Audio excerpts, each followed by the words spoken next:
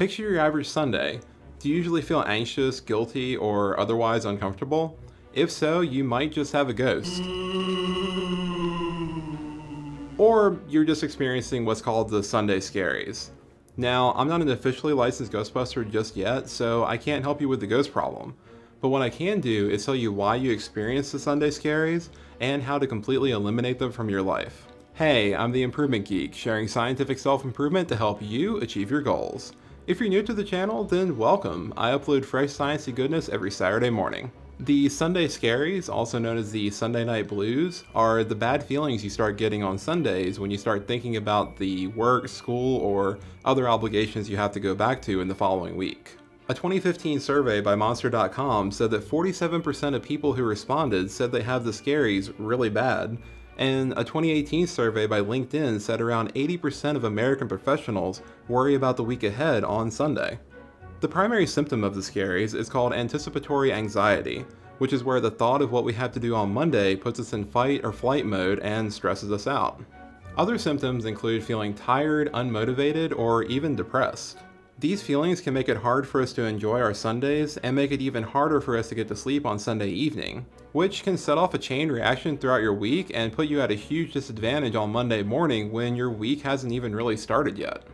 First, to keep from amplifying the Sunday Scaries, start taking better care of yourself on Saturday.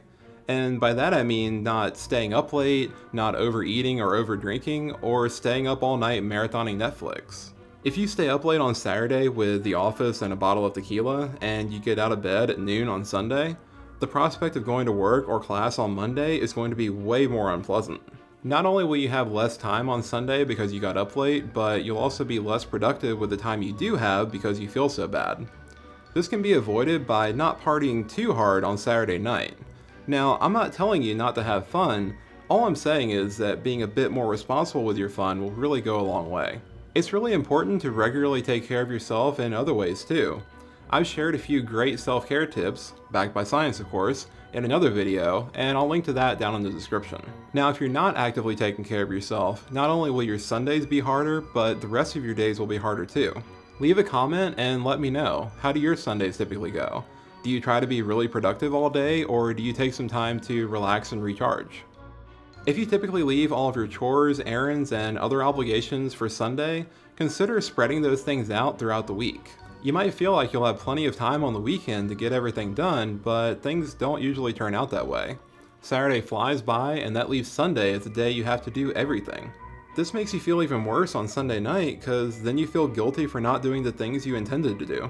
To relieve this pressure on yourself, spread out your tasks throughout the week, or do more on Saturday, so that you have less on your plate when Sunday comes around. On the flip side, an issue I often deal with on Sundays is feeling like I don't do anything meaningful with my day, even if I actually do. This makes the anxiety way worse because then I feel like I'm wasting all my free time. But contrary to popular belief, you actually shouldn't try to be productive all day every day.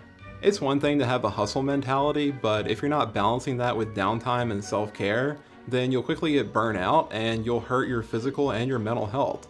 Making loose plans for the day, even for things like gaming, hanging out with friends, or practicing yoga, will quiet that nagging voice since your subconscious will still feel like you're following a schedule. If nothing seems to be helping and you still find yourself dreading whatever it is you have to deal with throughout the week, it might be time to consider making a bigger change. Look, life is way too short to be unhappy week after week after week. If a job, a relationship, or something else you put a lot of time and effort into is consistently making you miserable, then maybe your subconscious is trying to tell you something and you need to get yourself out of that situation. Our brains are actually wired to alert us to potentially threatening future events, so this may be a time you should listen to it. This doesn't necessarily mean that that thing is objectively bad for you, but it does most likely mean that it's just not a good fit for you. And there's nothing wrong with recognizing, admitting, and acting on that fact instead of not doing those things and continuing to be unhappy. I know it's often easier said than done, but it's worth at least considering your options. I've recently had to make the difficult decision of doing this myself and to start ending a toxic friendship. Another way to become happier and improve yourself is to click here and subscribe to my channel.